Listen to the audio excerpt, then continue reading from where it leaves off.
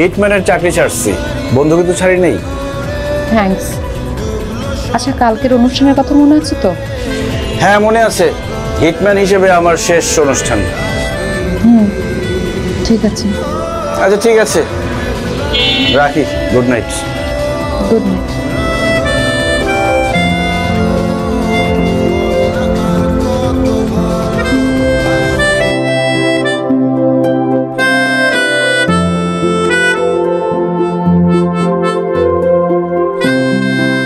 বাচ্চারা, আজকে summer festival প্রোগ্রামে আমাদের পছন্দের আর্ট টিচার মিস সুহানি কাকে নিয়ে আসছে জানো? কাকে? ওকে, মঞ্চে আসছে হিটম্যান।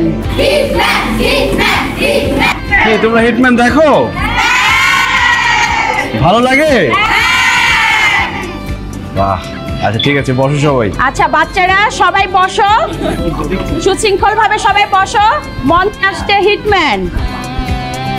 স্টুডেন্টস, তোমরা সবাই কেমন আছো?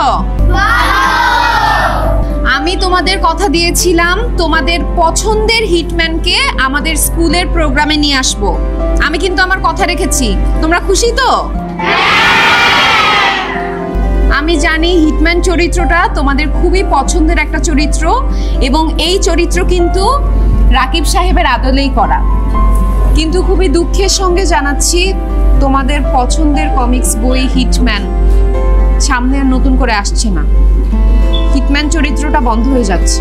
নো, আমরা হিটম্যানকে চাই। নো, আমরা হিটম্যানকে চাই। আমার হাতে আসলে কোনো কিছুই নেই, সবকিছুই রাকিব সাহেবের অনুরোধে হচ্ছে।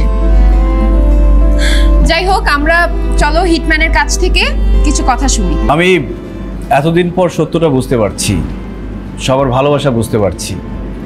আমি শুধু এতদিন ভেবেছিলাম হিটম্যান চরিত্র নিয়ে সবাই হাসি তামাশা করে, মজা করে, কিন্তু হিটম্যান চরিত্রকে মানুষ এতটা ভালোবাসতে পারে এখানে না এলে আমি বুঝতে পারতাম না।